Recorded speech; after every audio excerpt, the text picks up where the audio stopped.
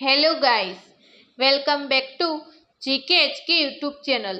તો આજે આપણે ગુજરાતના ઇતિહાસના કેટલાક ટોપિકોની પ્રશ્નોત્તરી જોવાના છીએ કે જેમાંથી પરીક્ષાઓમાં વારંવાર પ્રશ્નો પૂછાતા રહે છે. તો અંત સુધી આ વિડીયોમાં અવશ્ય બની રહેશો. ટોપિક છે પ્રારંભિક ઐતિહાસિક કાળ અનુશ્રુતિ. પૌરાણિક અનુસ્મૃતિ મુજબ કળિયુગનો પ્રારંભ અથવા શ્રીકૃષ્ણનો સમય કયો ગણાય? ઈસવીસન પૂર્વે 3228. પૌરાણિક અનુસ્મૃતિ મુજબ આનર્ત કોણ હતો? મનુનો પૌત્ર અને સર્યાતીનો પુત્ર. આનર્ત, જેના નામ પરથી ગુજરાતને આનર્ત પ્રદેશ કહેવાતો, તે કોનો પુત્ર હતો? સર્યાતીનો. આનર્ત પ્રદેશની રાજધાની કઈ હતી? કુસ્થલી દ્વારકા.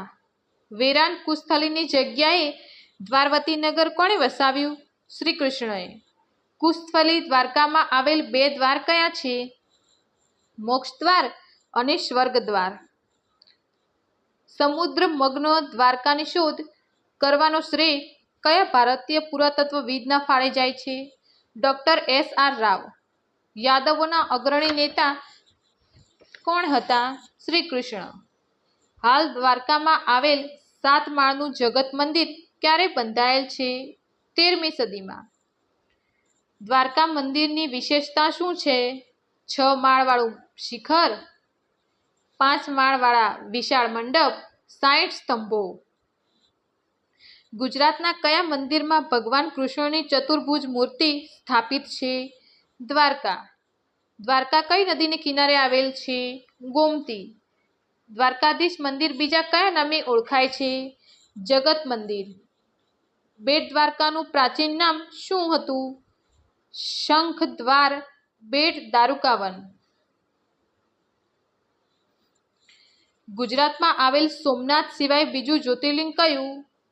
દારૂકાવનમાં આવેલ નાગેશ્વર જ્યોતિર્લિંગ. 8મું. ભગવાન શ્રી કૃષ્ણનું દેહાવસાન ક્યાં થયું? ભાલકા પ્રભાસ પાટણ. ભગવાન શ્રી કૃષ્ણનું દેહાવસાન કેવી રીતે થયું? જરાહ નામના પારધીનું તીર વાગવાથી. અર્જુનને ઇન્દ્રપ્રસ્થ વસાવવા કોણે મદદ કરી હતી? શ્રી કૃષ્ણએ. યાદવોનો અંત ક્યાં અને કેવી રીતે થયો? પ્રભાસ પાટણમાં એકબીજા સાથે અંદરોઅંદર લડાઈમાં. પરશુરામ સમુદ્ર કિનારે કયું નગર વસાવ્યું હતું? સુરપારક અથવા સોપારક. શ્રી કૃષ્ણના પુત્ર કોણ હતા? પ્રદ્યુમન. પ્રદ્યુમનનો પુત્ર કોણ હતું? અનિરુદ્ધ.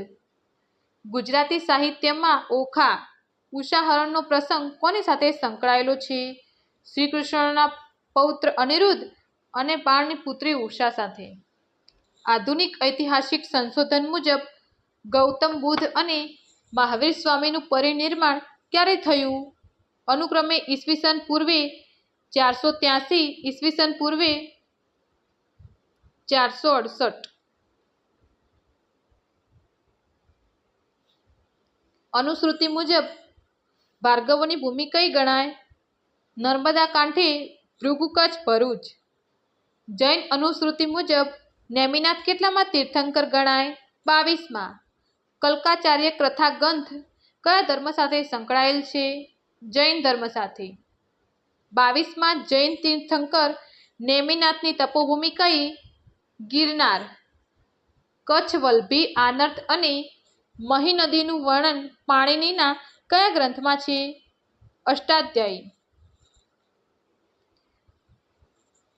સિંહણ સંસ્કૃતિ જે શ્રીલંકામાં આવેલી છે તેનો વિકાસ કોણે કર્યો?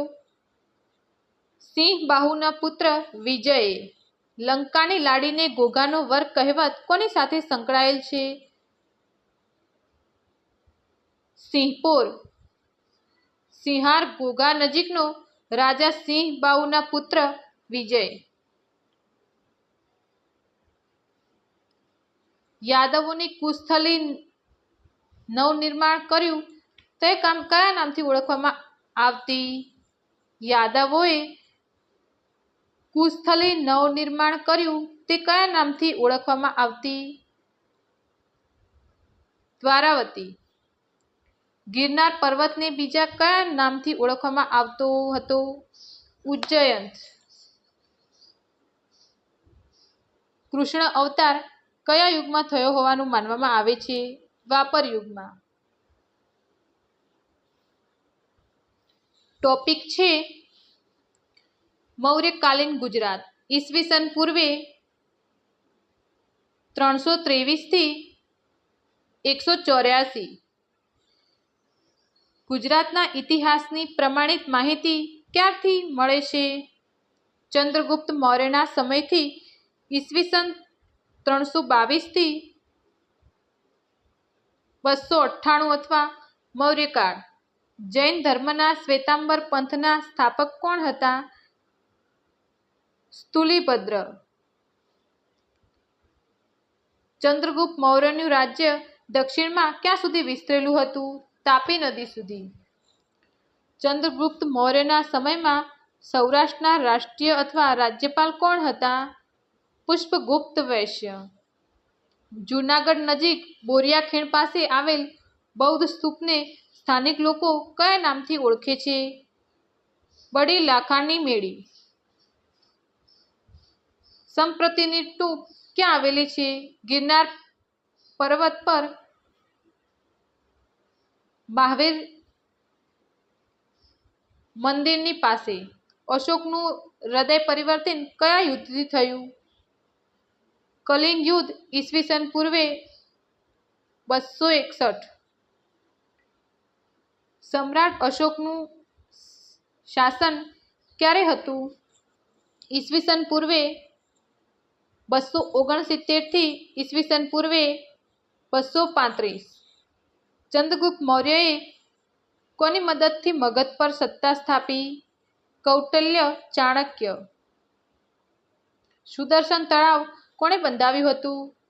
ચંદ્રગુપ્ત મૌર્યના સુબા પુષ્યગુપ્તે. મેગેસ્થનીઝના કયા ગ્રંથમાં મૌર્ય વંશની માહિતી મળે છે? ઇન્ડિકા. બિંદુસાર કોનો પુત્ર હતો? ચંદ્રગુપ્ત મૌર્યનો. મૌર્ય રાજા અશોકના સમયમાં સૌરાષ્ટ્રનો સૂબો રાજ્યપાલ કોણ હતો? તુષાસ્ત. અશોકનો શિલાલેખ ગુજરાતમાં ક્યાં આવેલો છે? જૂનાગઢ ગિરનારની તળેટીમાં દામોદર કુંડ પાસે. જૂનાગઢમાં આવેલ ઉપરકોટનો કિલ્લો 3જી સદીમાં કયા સામ્રાજ્યના શાસકો દ્વારા બાંધવામાં આવ્યો હતો? મૌર્ય.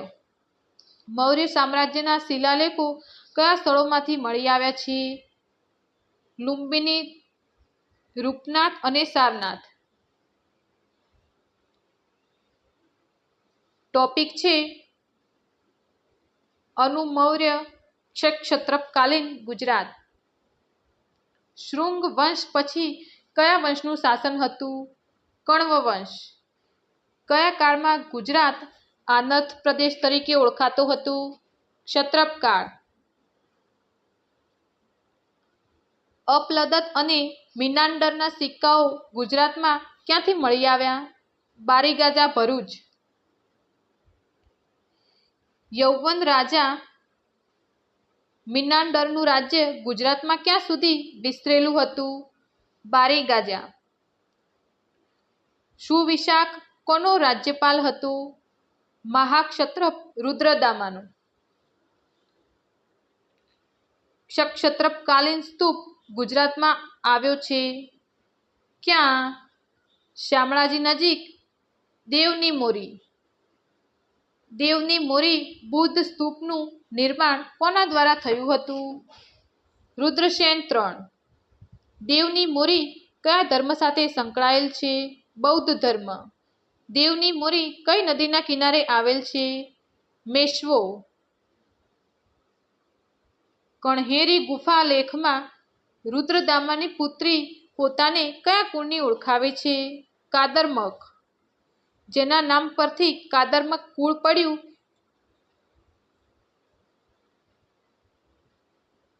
એ કર્દમા નદી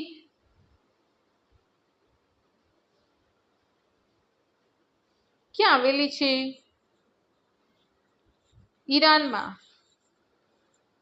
રુદ્રદામાના સમયમાં ડાંગ, વાંસદા, ધરમપુર, વાગડનો ભીલ પ્રદેશ કયા નામે ઓળખાતો હતો? નિષાદ.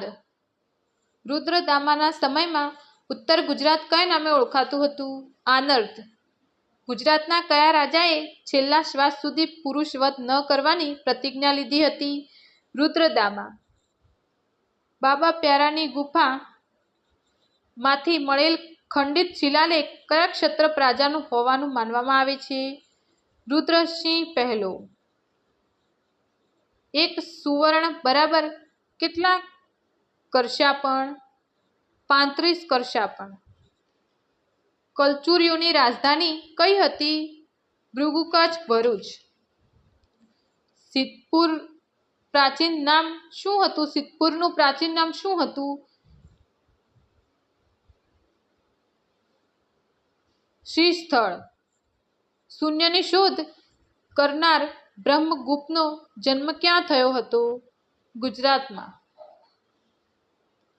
ભારતીય યૌવન રાજાઓના સિક્કાઓને ગ્રીક ભાષામાં શું કહેવાતા, જેને ભારતીય પ્રજા દામા કહેતી હતી? ઓબોલ. અંતિમ મૌર્ય સાધક ગૃહદત્તની હત્યા કોણે કરી હતી? પુષ્યમિત્ર શૃંગે. શકો પોતાને કયા નામે ઓળખાવતા હતા? ક્ષત્રપ.